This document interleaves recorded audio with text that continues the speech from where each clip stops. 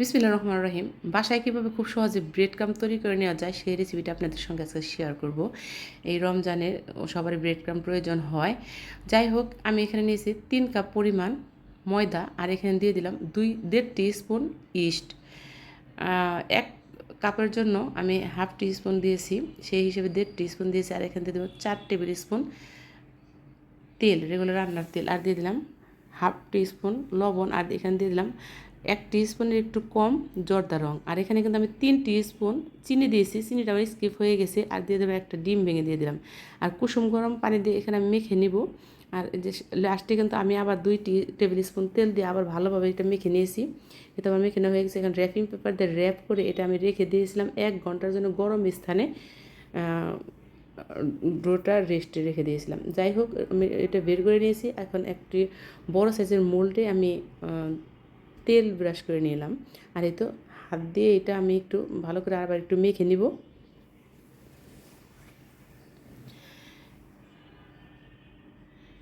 তো মেখে এটা একটু লম্বা করে নেব হাত দিয়ে। আমি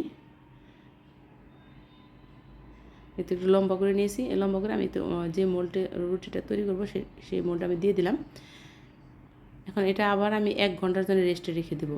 এটা কিন্তু গরম স্থানে রেখে দিতে হবে। আমি বন্ধ ওভেনে রেখে দিয়েছিলাম 1 ঘন্টার জন্য রেস্টে। এটা আমি 1 ঘন্টার পর দেখেন বের করেছি।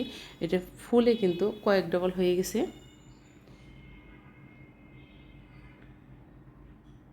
এখন আমি প্রিহিট ওভেনে 180 ডিগ্রিতে বেক করে নিব 30 মিনিটের জন্য। প্রথম 20 মিনিট আমি দিয়েছিলাম নিচের শিখে, তারপরে আমি আরও 10 মিনিট দিয়েছি উপরে নিচে দুটো শিখে। যার কারণে আমার রুটিটা একটু বড় হওয়াতে আমার যে একটু উপরের সাইডটা হালকা একটু পুড়ে গিয়েছিলো। যাই হোক, আমি পুরো অংশটা ফেলে দিয়েছি। এখন এটা আমি রুটিটা ছিঁড়ে নেব। গরম থাকা অবস্থায় আমি ছিঁড়ে নিয়েছি, আপনারা ঠান্ডা করে ছিঁড়ে নিতে পারেন। এতে আমি এটা ছিঁড়ে নেব। ছিঁড়ে ছোটো ছোটো পিস করে নিয়েছি, হাত দিয়ে একটু ছিঁড়ে নিয়েছি। এটা আমি খুব ভালো করে ঠান্ডা করে নেব। এখন আমি এই রুটিটা ব্লেন্ড করব। ব্লেন্ডারের যে জারটা আছে, যেটার মধ্যে শুকনো উপকরণ গুঁড়া করে, সেই জারটা আমি নিয়ে নিলাম। এতে এটা আমি একটু ব্লেন্ড করে নেব। এই দেখেন হয়ে গেছে, এর চেয়ে বেশি ব্লেন্ড করব না। এখন এটা যে ওভেনের যে ট্রেটা আছে, সেই ট্রের মধ্যে আমি এটা ঢেলে নিলাম। এইভাবে আমি সবগুলো করে নিয়েছি। এখন এটা ছড়িয়ে দিব, খুব ভালোভাবে ছড়িয়ে একটু পাতলা করে দিয়েছি।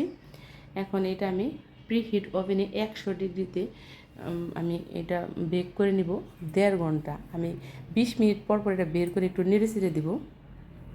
একটু সময় নিয়ে এই কাজটা করতে হবে। এটা আমি 20 মিনিট পর কিন্তু আবার বের করে নিয়েছি, নিয়ে একটু এভাবে নেড়ে চেড়ে দিচ্ছি একটু কাঁটা চামচের সাহায্যে।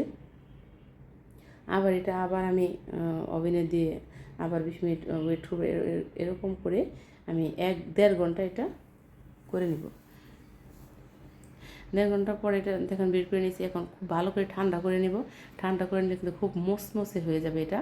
এতে একটা জিপলক ব্যাগে এটা আমি ভরে রেখে দেবো। এটাতে আপনি সব কিছুই করতে পারবেন, চিকেন নাগেটস থেকে আরম্ভ করে সব কিছু।